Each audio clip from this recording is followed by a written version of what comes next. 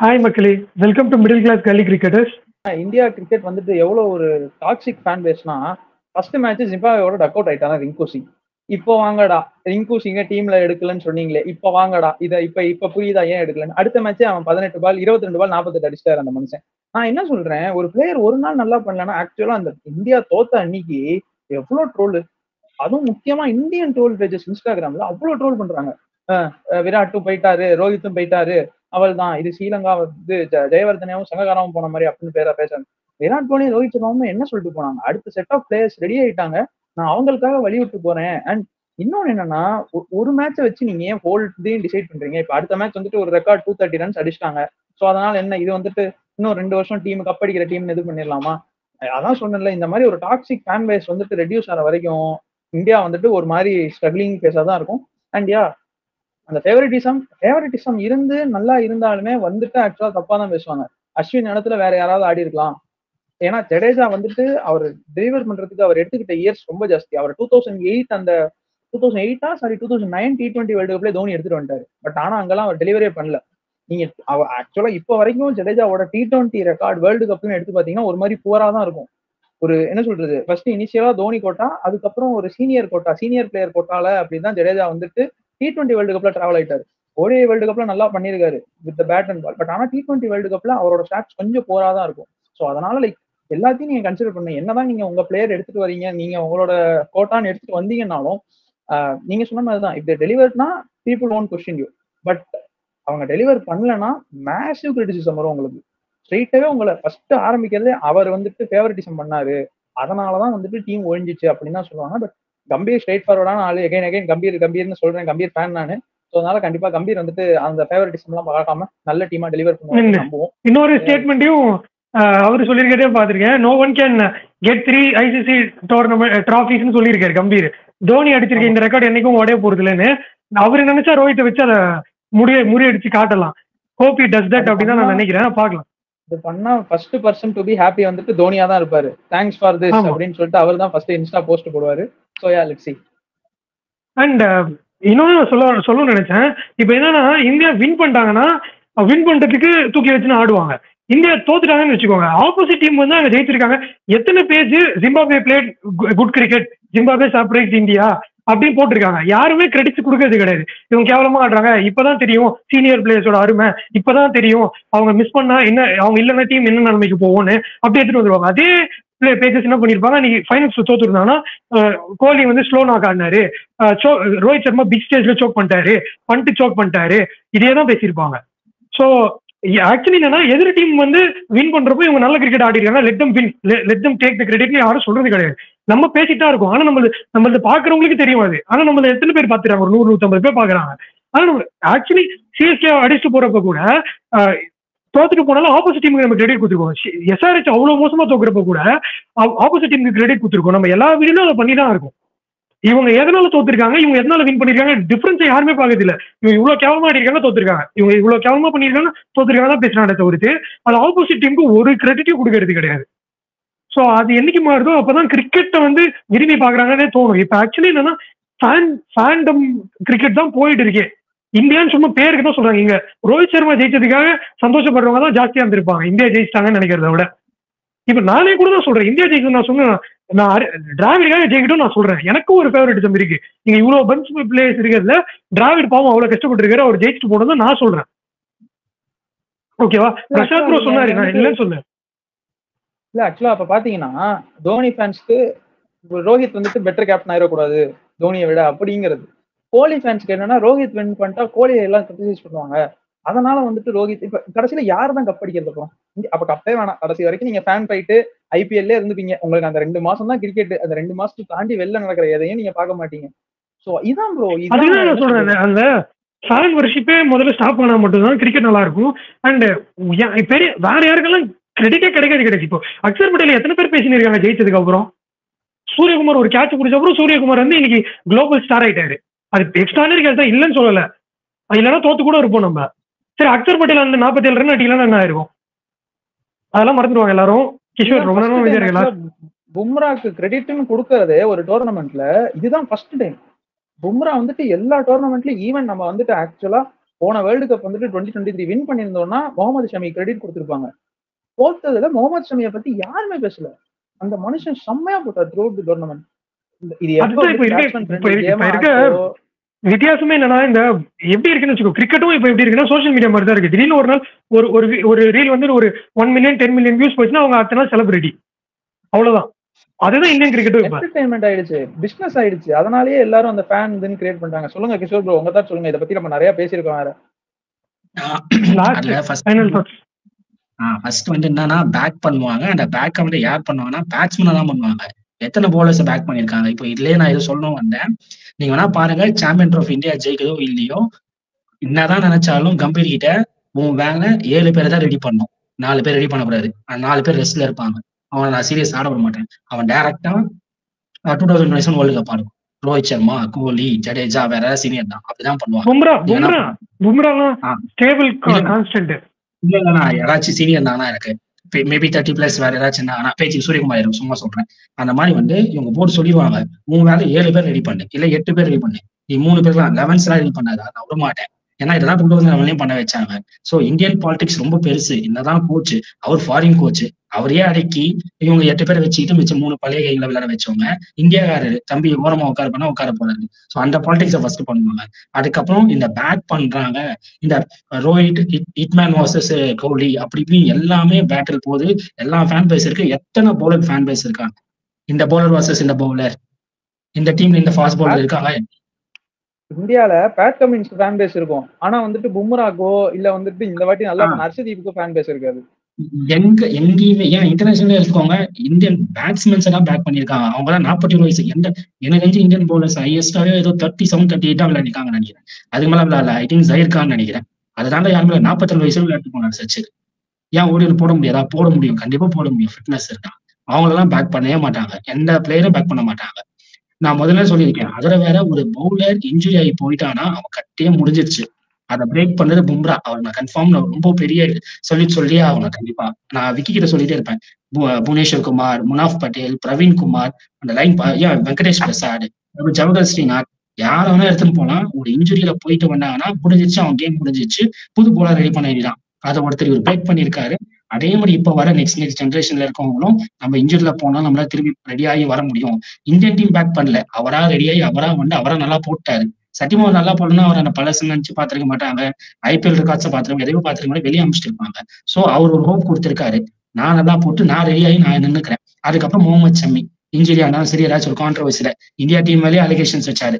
அதையும் மீறி கான்ட்ரவர்சி முடிஞ்சும் அவரை பேக் பண்ணிக்கிறாரு. சோ இது ஒரு லெசன் மாதிரி இந்தியன் பவுலர்ஸ்க்கு.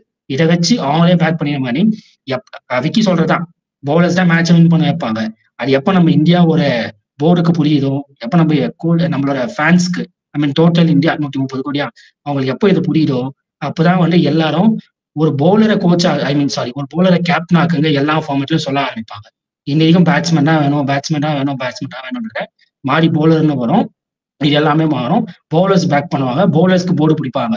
கோலிக்கு பிடிக்கிற மாதிரியோ ரோஹித் சர்மாவுக்கு பிடிக்கிற மாதிரியோ நிறுத்திட்டு பவுலர்ஸ் இவங்களால தான் வின் பண்ண வைக்க முடியும் அப்படின்ற மாதிரி மாறும்.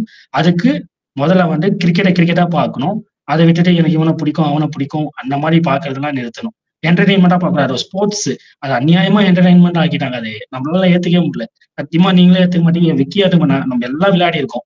கல்லி கிரிக்கெட் விளையாடி இருக்கோம். ஆல்மோஸ்ட் 5th டிவிஷன் விளையாட்டு தான் வந்திருக்கும். இல்லெல்லாம் இல்லவே. ஸோ நம்மளால அக்செப்டே பண்ணி கிரிக்கெட்டை என்டர்டைன்மெண்ட் சொல்ல ஆரம்பிச்சிட்டாங்க. அதுக்கு ஒரு ஸ்போர்ட்ஸ், அதுக்கு ஒரு ரெஸ்பான்சிபிலிட்டி இருக்கு, அதுக்கு ஒரு ரெஸ்பெக்ட். அது ஆக்சுவலி என்ன அவ்வளவு கிரிக்கெட் ஆடி இருக்கவங்களே சொல்றாங்க, சிக்கா சாரா இருக்கட்டும் யாரா இருக்கட்டும், என்ன சொல்றாங்க, ஆடியன்ஸ் எதுக்கு வராங்க, அவங்க 6, 4 அடிக்கிறத பாக்குறதுக்கு தான் வராங்க, இந்த மாதிரி மொக்க கிரிக்கெட் ஆடுறதுக்கு பாக்கிறதுக்கு வராங்கன்னு அவ்வளவு ஓப்பன் ஸ்டேட்மெண்ட் கொடுக்குறாங்க. அவ்வளவு பெரிய எக்ஸ்பர்ட், அவ்வளவு பெரிய லெவல்ல கிரிக்கெட் விளையாடுறவங்க, கமெண்ட்ரி பண்றவங்களே, அப்போ அவங்க என்டர்டெய்னிங்கா தான் பாக்குறாங்க. இவ்வளவு பெரிய ஆடியன்ஸ் வராங்கன்னா நிறைய 6 போகணும், நிறைய 4. அப்போ game is going to cruel for bowlers தான். சச்சின் இவரு சொல்லிட்டே, சச்சின் வருது வேலை, அஸ்வின் சொல்லிட்டே தான் இருக்காரு, பால் எடுக்கவே பயப்படுவாங்க, அடுத்த வேற ஜெனரேஷன் யாராவது பால் எடுக்க தைரியம் வரும்னு நினைக்கிறீங்களா, கையே வராது அப்படின்னு அஸ்வின் சொல்லிட்டு தான் இருக்காரு. பவுலிங் மிஷின் வரும், பவுலிங் மிஷின்ல போட்டு பவுலிங் மிஷின்ல அடிச்சு அது பண்ண மாட்டாங்க. நீங்க இன்னொன்னு புரிஞ்சுக்கணும், அதை அடிச்சு இல்ல, நான் சொல்ல வரேன், நான் சொல்றேன் ஏன் பண்ண மாட்டாங்கன்னு. அவன் அடிச்சு இவன் மூஞ்சி தொங்க போட்டுன்னு அவன் அப்படியே போறத பாக்கணும், அந்த ஒரு எமோஷன் எல்லாமே ஒரு டிராமா தான்ப்பா. சோ அதுதான் எதிர்பார்க்கறாங்க. இவங்க வந்து ஹீரோ, அவர் வந்து வில்லன், இவர் போறது அவர் சிக்ஸ் அடிச்சு அவர் மூஞ்சி எடிச்சே அப்படிதானே வருது. தோனி இப்படி சிக்ஸ் அடிப்பாரு, பவுலர் இப்படி தொங்க போட்டுன்னு போன மூஞ்ச அப்படி அதான் இவர் கேக்குறாரு, அஸ்வின் கேக்குறாரு, யாராவது வந்து மூஞ்சி இப்படி தொங்க போட்டு போற வேலையை பார்க்கணும்னு நினைச்சு வருவாங்களா? சிக்ஸ் அடிச்சு இப்படி பண்ணணும்னு நினைச்சுதான் வருவாங்க. அப்ப எல்லாரும் பேட்டை தூக்கணும் தான் நினைப்பாங்க, யாரும் பால தூக்கணும்னு நினைக்க மாட்டாங்க அப்படின்னு. கண்டிப்பா இவர் பியூஷ் சாவ்லாவே வந்துட்டு சொன்னான், அவர் பையன் பந்த தொட்டார்னா பாலெல்லாம் தொடாத, போ பேட்டிங் புடி அப்படின்னு சொல்லிட்டு பியூஷ் சாவ்லா சொன்னாரு. பட் கண்டிப்பா இது மாறணும். இப்போ நான் சீரியஸா சொல்றேன், என்னதான் யூஎஸ்ஏ பிச்சும் எடுத்துக்காங்க, பார்படாஸ் பிச்சும் எடுத்துக்காங்க, எப்படி நல்லா போச்சு மேட்ச். என்ன இப்போ ஒரு 240 260 நான் பாத்தீங்க, எல்லாம் லோ ஸ்கோரிங் மேட்ச். பட் நல்லா இருந்து நெக்கா இருந்தது. யாருக்கு தான் பாகிஸ்தான் மேட்ச் பிடிச்சிருக்காது? இல்ல யாருக்கு தான் இந்த வேர்ல்டு கப் ஃபைனல்ஸ் பிடிச்சிருக்காது? 30 பால் 30ல இருந்து உங்களுக்கு டிஃபெண்ட் பண்ணது யாரு? பவுலர்ஸ் தான். பவுலர்ஸ் இன்ஸ்டியூட் டோர்னமெண்ட் எனி டே. நீங்க உங்க பவுலர்ஸ் மேல எவ்வளவு வேணாலும் பெட் கட்டலாம். தே ஆர் டூயிங் குட்னா. அந்த ஒரு விஷயத்தை இந்தியா புரிஞ்சுக்கிட்டு, இந்தியாவில தான் வந்துட்டு ஆக்சுவலா அந்த கல்ச்சரை மாத்தினதே. இந்த ஐபிஎல்ல போட்டு பிளாட் ட்ராக்கா கொடுத்து அந்த கல்ச்சரை மாத்தினதே இந்தியாவில தான். ஒழுங்கா பவுலர்ஸ் ஓரியன்டட் கேமா இருக்கு. பாத்திருக்கீங்களா? ஃபர்ஸ்ட் ஆட் என்ன தெரியுமா? ஃபாதர் ஆஃப் என்டர்டைன்மெண்ட் தான் ஐபிஎல். ஃபர்ஸ்ட் 2008ல போட்ட ஆடே நீங்க போய் பாருங்க. இல்ல நான் இன்னொன்னு சொல்லுவேன், ஆக்சுவலா ஸ்ட்ராட்டஜிக் டைம் அவுட்ங்கிறது அவங்க ஸ்ட்ராட்டஜி எல்லாம் பண்றதுக்காகலாம் அவங்க கொடுக்கல. அந்த 2 நிமிஷத்துல எவ்வளவு ஆடு கொடுத்து அதுல எவ்வளவு காசு சம்பாதிக்கலாம் அப்படிங்கறதான் வந்துட்டு பிசிசி ஐடியாவை தவிர்த்து இவங்க அப்படியே ஸ்ட்ராட்டஜிக் டைம் அவுட்னு ஒண்ணு கொண்டு வந்து அதுல அந்த 2 நிமிஷத்துல ஸ்ட்ராட்டஜி பண்ணி ஒன்னும் அடுத்த இது கொண்டு வரல. எல்லாமே இங்க வந்துட்டு ஆடு தான். ஸோ அதனால வந்துட்டு லைக் எப்போ அந்த பிசினஸ் மைண்ட் ஓரியன்ட், ஆக்சுவலா எனக்கு தெரிஞ்சு இதுக்கு மேல எதுக்கு பிசினஸ் பண்ணணும்னே தெரியல. நான் ஆக்சுவலா ஒரு போஸ்ட் பார்த்தேன், மத்த 10 கிரிக்கெட் போர்டோட ஜிடிபியை எடுத்து வச்சு பார்த்துட்டு இவங்களோட இப்ப இருக்கிற இது பாத்தீங்கன்னா இவங்களோட 2 மடங்கு அதிகமா இருக்கு. மத்த போர்டோட இருக்கிற சம்திங் 18,600 crores எவ்வளவோ இருக்கு. இதுக்கு மேல பிசினஸ் பண்ணி என்ன பண்ண போறானுங்க? என்டர்டைன்மெண்ட் தான் ஆக்கிட்டாங்க. அதுக்காக தான் ஐபிஎல் எடுத்துட்டு வந்தாங்க. அது ஆடே அதுதான், பொழுதுபோக்கின் அப்பா அப்படின்னா தமிழ்ல போட்டுருந்தாங்க, ஃபாதர் ஆஃப் என்டர்டைன்மெண்ட் தான் இங்கிலீஷ்ல அதோட டேக் லைனே. ஃபர்ஸ்ட் ஐபிஎல் போய் பாருங்க அப்படி சொல்லி தான் எடுத்து வந்தாங்க. அதை அவங்க மாத்திட்டாங்க. 16 வருஷம் ஆச்சு, மாறிடுச்சு எல்லாமே. ஆனா அதோட பேக்ரவுண்ட் பார்த்தா 2006ல Jamaica CPL Caribbean premier league வந்தது. அதுதான் ஃபர்ஸ்ட். அதுவும் பிக் பேஷ் தான் ஃபர்ஸ்ட். அந்த சிபிஎல்லாம் எப்படி நடக்கும்னா இதே மாதிரி இப்போ இந்தியா வேர்ல்டு கப் ஃபைனல்ஸ் தான் நம்ம நைட் டைம் மார்னிங்ல நடக்கும். அப்ப எல்லாமே நான் வந்து சொல்லியிருப்பேன், பிளாக் பேட் வச்சு விளையாடுவாங்க. அதுல வெறும் டொமஸ்டிக் பிளேயர்ஸ் தான் விளையாடுவாங்க, இன்டர்நேஷனல் பிளேயர்ஸ் யாரும் விளையாட மாட்டாங்க. அதுல விளையாடி யார் நல்லா பெர்ஃபார்ம் பண்றாங்களோ அவங்க எடுத்து அவங்க டீம்ல போட்டுருந்தாங்க. அப்படி வந்தவங்க தான் லெண்டல் சிமன்ஸ், ஏரியன் பிரவட், பரத், போலார்டு. நம்ம ஊர்லயே கபில் தேவ் ஐசிஎல்னு ஒண்ணு ஆரம்பிச்சாரு. அதை வச்சு இவங்க பிசினஸ் பண்ண முடியாதுன்னு தான் அதுல வந்த பிளேயர்ஸ் எல்லாம் ஒழிச்சிட்டு இவங்க ஐபிஎல்னு திரும்ப அந்த லலித் மோடி பிசினஸ் கொண்டு வந்தாரு. அதுவே தப்பு. ஐசிஎல் இல்ல நான் ஏன் அந்த சிபிஎல் சொல்லிட்டு இருக்கேன்னா, அவங்க நம்ம ஒரு 3-4 வருஷம் அதுல இருந்து எடுத்து கொண்டு வந்துதான் 2 20 அடிக்க வச்சாங்க. ஒரு T20 பேட்ஸ்மேன்ஸை பார்த்து T20 டீமை பார்த்து பயப்படுற மாதிரி பண்ணாங்க. அப்படி ரெடி பண்ண ஊரையே வந்து இப்போ ஃபாரின் பிளேயர்ஸா பாகிஸ்தான் பிளேயர்ஸ் போய் விளையாடுறது, வெஸ்ட் இங்கிலாந்து பிளேயர்ஸ் போய் விளையாடுறது, இந்தியன் பிளேயர்ஸ் தான் மற்ற எல்லாம் போய் அங்க விளையாடி இருக்காங்க. அவனுக்கு நம்ம உருவாக்கணும்னு நினைச்சதையே அங்கேயும் பிசினஸ் ஆக்கி விட்டாங்க. அது யாருன்னா நம்ம தான். ஸோ இப்போ எல்லா ஊரும் பிசினஸ் பண்ண ஆரம்பிச்சிருச்சு.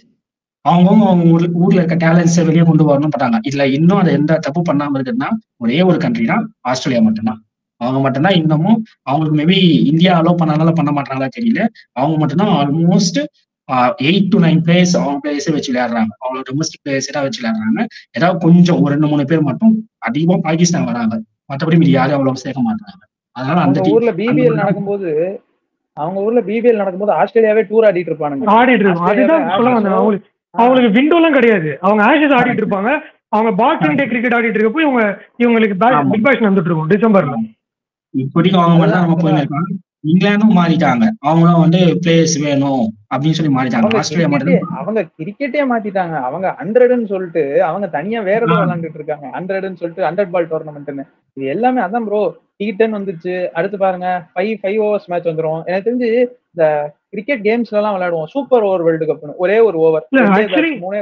ஓடிஐ கிரிக்கெட் செத்து போச்சு, அதுதான் உண்மை. ஆமா, அதோட வேற முன்னாடியே பேசியிருக்கோம். இந்த ஷார்ஜா கப்பு, கொக்கோ கோலா கப்புன்னு அமெரிக்கா எல்லாம் போய் ஆடுவானுங்க.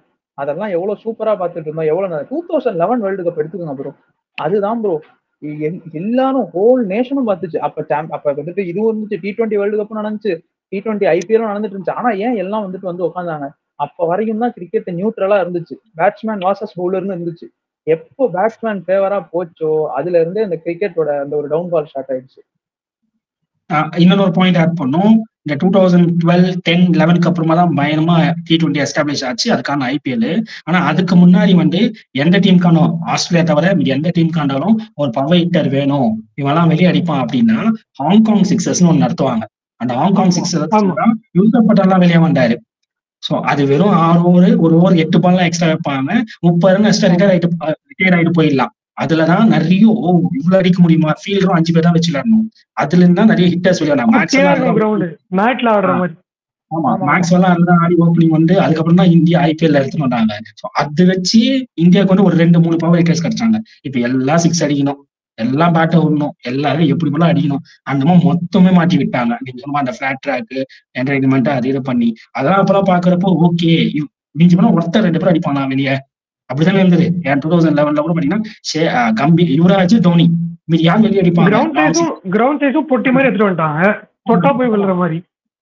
வேற யாரும் அப்ப 6 அடிக்கிறவங்க இருந்தாங்க இந்தியாவுக்கு? யுவராஜும் தோனியை தவிர வெளியே கண்டிப்பா அடிப்பாங்க. சேவாக் காட்டம் அவுட் ஆயிட்டு போயிடுவான்னு வச்சுக்கோங்க, நம்ப முடியாது. என்ன அடிக்கணும் 12 பால் 30 என்ன பண்ணணும். சேவாகுமே உங்களுக்கு ஆத்தென்டிக் கிரிக்கெட் விளையாடுறாரு. இன்னைக்கு எத்தனை பேர் கிரிக்கெட்ல வந்துட்டு ஆத்தென்டிக்கா விளையாடுறாங்க? ஒரு காலத்துல சங்ககாரா கவர் டிரைவும் நல்லா இருக்கும், சேவாக் கவர் டிரைவும் நல்லா இருக்கும், சச்சின் கவர் டிரைவும் நல்லா இருக்கும். எல்லா டீம்லயும் ஒரு 4-5 பிளேயர் அந்த ஆத்தென்டிக் ஆடுவாங்க. எப்ப அந்த T20 வந்துச்சோ, நான் ஸ்கூப் ஆடுறேன், பேடல் ஷாட் ஆடுறேன், கீப்பர் பின்னால் அடிக்கிறேன், 360 டிகிரி ஆடுறேன்னு ஃபுல்லா கிரிக்கெட்டோட இதுவே போயிடுச்சு. இப்ப என்னன்னா அந்த T20யோட இன்வால்வ்மெண்ட் எங்க வந்துருச்சுன்னா, ஒரு கண்ட்ரி பேஸ் பால்னு கொண்டு வந்துருச்சு. கேட்டா வந்துட்டு அவங்க ஃபர்ஸ்ட் பால்ல இருந்தே அடிப்பாங்களாம். டெஸ்ட் மேட்ச்ல வந்துட்டு நல்லா ஆத்தென்டிக்கா விளையாண்டு அந்த ரூட்டையே மாத்தி விட்டாங்க. ரூட் கவர் டிரைவ், ஸ்ட்ரைட் டிரைவ்னு ஆடிட்டு இருந்தாங்க. சொல்லுங்க. அந்த இப்போ சீக்கி ஆட ஆரம்பிச்சிட்டாங்க, ஓகே. ஆனா அந்த சீக்கி ஆட ஆரம்பிச்சிரு முதல்ல 360 AB டெவரேஜ். ஆனா அந்த மனுஷன் பால பார்த்து ஆடுவாரியா? அந்த மனுஷன் வந்து ஏறாபுரமா போயிட்டு பால பார்க்காமலாம் கண்ணு முன்னெல்லாம் இப்ப நம்மள எத்தனை ஈவன் இதுல சூரியகுமார் யாரோ ஆட் பண்ணி ஆகணும். அந்த மனுஷன் சீக்கி ஆடல எத்தனை பால கரெக்டா பார்த்தாருன்னு, ஏதோ ஒண்ணு பிளைண்டா தான் பேட்டை விடுறாரு. பால பார்க்காம பிளைண்டா விட்டு பேட்ல, இது வரைக்கும் நம்ம AB டெவரேஜ் தான் அவ்வளவு பேட்ல வாங்கி பார்த்திருக்குமா?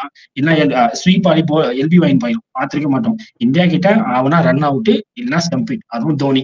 அதுதான் இப்ப அவ்வளவு சீக்கிரமா கேட்ச் கொடுத்து அவுட் ஆக மாட்டாரு, எதுவுமே பண்ண மாட்டாரு. ஏன்னா அதனால பால பார்த்து ஆடுவாரு. இப்ப விளையாடுற எந்த பிளேயரும் இந்த சீக்கி ஆனாலும் சரி, அன்ஆர்டர்ட் ஷாட்ஸ் ஆடுற யாருமே பால பார்க்க மாட்டாங்க. கேட்டா நான் 360 ட்ரை பண்றேன், நான் AB ஷாட்ஸ் ட்ரை பண்றேன் அப்படின்னா. அதுக்கு மெயினான விஷயம் சொல்றேன். டெஸ்ட் கிரிக்கெட்லயும் ப்ரூவ் பண்ணிருக்காரு AB de Villiers. அதனாலதான் ப்ரூவ் பண்ணிருக்காரு. அவர் கிரிக்கெட்டிங் ஷாட் ஆடுறதாலதான். கையெல்லாம் அதெல்லாம் பண்ண முடியாது. அவர் வந்து வெறும் சீக்கி மட்டும் தான் அவரோட ரோலே, ஓகேவா? அதனாலதான் அன்னைக்கு வேர்ல்டு கப்ல அது புரியுது. நான் என்ன சொல்றேன், நீ ஆர்த்தடாக்ஸ் கிரிக்கெட்டை பத்தி தான் பேச ஆரம்பிச்சேன். கிரிக்கெட்டிங் ஷாட் என்னன்னா பால பார்த்து ஆடுறது தான் கிரிக்கெட்டிங் ஷாட். பிளைண்டா சுத்துறாருன்றதுனாலதான் நான் என்ன சொல்றேன், வெறும் சீக்கி மட்டும் தான் சுத்தணும், பட்டுச்சுன்னா போயிடணும் அப்படிங்கிறது அவரோட கிரிக்கெட்டாவே இருக்கு. அவர் பிளைண்டா சுத்த மாட்டாருன்னு சொல்றேன். அந்த ஷாட்ஸ் ஆடுறதுக்கும் பால பார்த்தாருன்றேன். இப்ப இருக்க கைய சொல்றேன்டா, நீ சொல்றதான் நான் கரெக்ட்னு சொல்லிட்டு இருக்கேன். நான் என்னமோ உனக்கு டிபெண்ட் பண்றேன்னு நினைச்சிக்கிறேன். அவர் 2023 வேர்ல்டு கப்லயே பாருங்களேன், அவர் அவுட் ஆன ஷாட் அந்த சுப்லா ஷாட் ஆட போய் தான் அவுட் ஆன. அவர் 200 பாலுக்கு 13 ரன்னும் அடிப்பாரு. AB de Villiers 200 பாலுக்கு 13-15 ரன்னும் அடிப்பாரு. இவரால அது பண்ண முடியாது. ப்ரூவ் பண்ணிருக்காரு. ஒரு மேட்ச் வந்துட்டு கிட்டத்தட்ட 228 பால் ஆடி 30 ரன் அடிச்சு ப்ரூவ் பண்ணிருக்காரு. டெஸ்ட் மேட்ச்லயும் நான் வந்து நின்னு கொடுப்பேன், எனக்கு அது மட்டும் கேம் கிடையாது அப்படின்ட்டு. மோஸ்ட்லி அவர் அவுட் ஆனதெல்லாம் வந்துட்டு எப்படியா இருந்திருக்குன்னா, ஒன்ஸ் அந்த பின்னாடி அடிக்க போறேன் ரொம்ப தூரம் விலகி போய் போல்ட் ஆவாரு, இல்ல நல்ல யார்கர் பாலுக்கு போல்ட் ஆவாரு தவிர அவர் சூப்பர் பிளேயர். அவர்த்தையும் ஆக்சுவலா ஆத்தென்டிக் கிரிக்கெட் ஷாட்ஸ் இருக்கு. ஃபுல் ஷாட் நல்லா ஆடுவாரு, கவர் டிரைவ் நல்லா ஆடுவாரு, ஸ்கொயர் கட் நல்லா ஆடுவாரு. ஸோ அந்த மாதிரி நீங்க டபுள் கேம் வச்சிருந்தாதான் வந்துட்டு உங்களுக்கு நல்லா இருக்குமே தவிர்த்து 2020ல மட்டும் தான் நீங்க என்டர்டைன் பண்ணிட்டு இருப்பீங்க. நீங்க வந்துட்டு இந்த ரிவர்ஸ் ஸ்கூப் அதெல்லாம் ஆடுறீங்கன்னா மேட்ச்ல எடுத்துக்கங்களேன். இப்ப ரீசெண்ட் டைம்ல ஏன் ஃபெயிலியர்? சும்மா எல்லா பாலுக்கும் ரிவர்ஸ் ஷூட், எல்லா பாலையும் திருப்பி அடிக்கிறதுக்கு எதுக்கு? அப்புறம் லெக் சைடுன்னு ஒரு இது எதுக்கு இருக்கு? லெக் சைடு அடிக்கிற ரிஷப் பண்டும் அதான் பண்ணிட்டு இருக்காரு. அப்படியே படுத்துக்கிறாரு, எகிரி விழுறாரு. அப்படிதான் இப்ப உருவாயிட்டு இருக்க கிரிக்கெட். அது மாதிரி ஒரு மாதிரி அப்படி பாக்க சீக்கா அதுதான் சொல்லுவாரு, எப்படி இன்ட்ரெஸ்டா இருக்கா அவங்க ஆடுறப்ப, எப்படி ஆடுறான், அப்படி ஓடுறான், அப்படி விழுறான், கிளறான். அதாவது நம்ம 2007, 2003 பார்த்திருக்கோம் பாத்தியா, அதுதான் உண்மையா ரொம்ப நல்லா இருக்கும். 50 ஓவர்ஸ்லாம். ஃபார் எக்ஸாம்பிள் கைஃப் தான் பெஸ்ட் எக்ஸாம்பிள். 40 ரன் வச்சிருப்பாரு 75 பாலுக்கு. கடைசி ஒரு 3-4 ஓவர் இருக்கும், இல்ல 5 ஓவர் இருக்கும். அவன் அப்படியே என்ன பண்றான்னா 80 பாலுக்கு 65 வந்துருவாரு. பரவாயில்ல, ஒரு 10 பால் தான் வேஸ்ட் பண்ணா. ஏன்னா லாஸ்ட் 3 ஓவர்ல மட்டும்தான் ஒரு 2 6 விட்டு அடிக்க மாட்டாரு. கேப்ல ஒரு 2 4 3 4 அடிச்சு அப்படி ஆடிடுவாரு. அப்ப நம்மளுக்கு நல்லா இருக்கும். ஏன்னா லாஸ்ட் டைம் மட்டும்தான் ஸ்கோர் ஏறும். அப்பெல்லாம். சோ அதனால லாஸ்ட் 5 ஓவர் பார்க்கலாம், இல்ல முதல் 5 ஓவர் பார்க்கலாம் அப்படின்னு இருக்கும். இப்ப என்னன்னா முதல்ல இருந்து எல்லா ஓவரும் அடிக்கணும், 50 ஓவரும் அடிச்சிடணும், அடிச்சு 440 அடிச்சிடணும், 360 அடிச்சிடணும், எல்லாமே பெரிய ஸ்கோர் தான் கொடுக்கணும். அந்த மாதிரி ஒரு அதுவும் பத்த மாட்டேங்க, திரும்பி அடிச்சிடுறாங்க சேசிங்ல. ப்ரோ நீங்க 2015 வரைக்குமே எடுத்துங்க ப்ரோ. 2015 வரைக்குமே 7 டீம்ஸ்னு போட்டு ஓரளவுக்கு ஜென்யூனா நடந்துட்டு இருந்துச்சு வேர்ல்டு கப். 2015 அப்புறமே எல்லாமே பாருங்க, எல்லாம் ஹை ஸ்கோரிங் மேட்சஸ். ஈவன் 2016 இந்தியாவில் நடந்த T20 வேர்ல்டு கப்ல இருந்து எடுத்து பாருங்க, எல்லாமே பிளாட் ட்ராக் கொடுத்து ஃபுல்லா இது பண்ணி. இது எத்தனை பேர் ஆக்சுவலா ஒத்துப்பாங்கன்னு தெரியல, பட் இதான் ட்ரூத். எப்போ நான் இப்பவும் சொல்றேன், எதுக்கு வந்துட்டு அந்த அஸ்வினும் விஹாரியும் நடந்த மேட்சை வந்துட்டு கொண்டாடினீங்க டெஸ்ட் மேட்ச்ல? இவ்வளவு வருஷம் பார்க்காத ஃபேன்ஸ் திடீர்னு அதை கொண்டாட காரணம் என்ன? அதான் டெஸ்ட் மேட்ச். அந்த டெஸ்ட் மேட்ச்ல இருக்கிறது தான் ரியல் கிரிக்கெட், ரியல் டெஸ்டே அதுதான். நீங்க இப்ப ரீசெண்டா நடந்த வெஸ்ட் இண்டீஸ் ஆஸ்திரேலியா மேட்ச் எடுத்துக்கோங்க, ஷமர் ஜோசப்னு ஒருத்தர் வந்ததே அதுலதான். பிரிஸ்பேன்ல வந்துட்டு ஆஸ்திரேலியா அடிச்சாங்க, அந்த மேட்ச் நல்லா போச்சு. அந்த மேட்ச் ஆக்சுவலா இன்னொன்னு கூட நான் சொல்றேன், இனிமே தைரியமா கொடுப்பாங்க. பும்ரா இருக்கிறதால பிளாட் ட்ராக் இல்லாம பவுலிங் ட்ராக் கூட. கடைசி 10 வருஷத்துல இந்தியாவுக்கு நல்ல பவுலர் கிடையாது ஃபர்ஸ்ட். அதுக்கேற்ற மாதிரி ஃபிளாட் ட்ராக்கா கொடுத்து ஏமாத்திட்டு இருந்தாங்க ஐசிசி டோர்னமெண்ட்லாம். மிச்சவங்க கிட்ட நல்ல பவுலர்ஸ் இருப்பாங்க. பட் ஆனா டெஸ்டும் வந்துட்டு ஒரு ரியல் என்ன சொல்றது, அதுக்கும் வந்துட்டு ஒரு பூம் வேணும். இல்லைன்னா ஃபுல்லா அவங்க T20 மட்டும்தான் அவங்க ஃபுட்பால் மாதிரி இதையும் பிரான்ச்சைஸ் ஆக்கிடுவாங்க. எனக்கு அதுல விருப்பமே இல்லை. பிரான்ச்சைஸுங்கிறது வந்துட்டு ஒரு மாசம் ஆடலாம், 2 மாசம் ஆடலாம். வருஷம் ஃபுல்லா ஆடுறதுக்கு ஃபுட்பால்ல அந்த ஒரு இது இருந்துச்சுன்னா, இவங்க ஆக்சுவலா ஃபுட்பாலை பார்த்து தான் காப்பி அடிச்சதே பிரான்ச்சைஸ் தான். ஃபுட்பால்ல இருந்துச்சுன்னா அவங்க வந்துட்டு 100 வருஷமா கிட்டத்தட்ட ஒவ்வொரு டீம்லாம் பாத்தீங்கன்னா 1800ல இருந்து ஒரு சில டீம்லாம் இருக்கு. அப்படி இருக்கும்போது அந்த கல்ச்சர் வேற. நீங்க உங்க கல்ச்சரை ஃபாலோ பண்ணுங்க. டெஸ்ட் மேட்ச் இம்பார்ட்டன்ஸ் கொடுங்க, டெஸ்ட் விண்டோஸ் நிறைய கொண்டு வாங்க. டெஸ்ட் பிளேயிங் நேஷன்ஸ் ஆக்சுவலா ஜிம்பாப்வேலாம் எவ்வளவு டெஸ்ட் ஆடுறாங்க? ஜிம்பாப்வேலாம் டெஸ்ட் ஆடி கேள்விப்பட்டிருக்கோம்.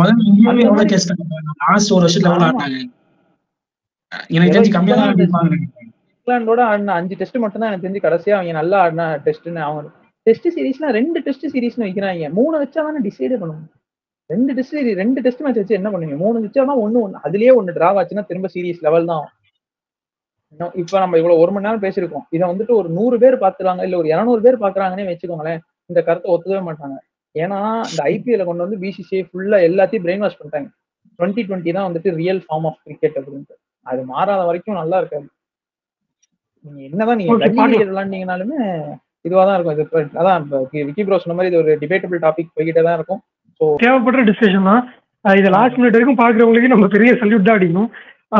ஆனா இன்ட்ரெஸ்டிங்கான ஒரு டாபிக் தான் எடுத்து பேசியிருக்கோம். ஆக்சுவலி கம்பீர் வந்து ஹெட் கோச்சா ஆயிருக்காரு. ஸோ அங்கிருந்து ஸ்டார்ட் பண்ணி next throat to 2027 world cup வரைக்கும் எப்படி இருக்க போகுது, கிரிக்கெட் எப்படி இருக்க போகுது, நெக்ஸ்ட் 4 இயர்ஸ்ல எந்த மாதிரி சேஞ்சஸ்லாம் இருக்க போகுது எல்லாத்தையுமே டிஸ்கஸ் பண்ணியிருக்கோம். ஸோ உங்களோட கருத்தை கீழே கண்டிப்பா கமெண்ட் பண்ணுங்க. இந்த வீடியோ எப்படி பிடிச்சிருந்ததுன்னு. நாளைக்கு வீடியோல வந்து உங்களை மீட் பண்றோம். அது வரைக்கும் பாய்.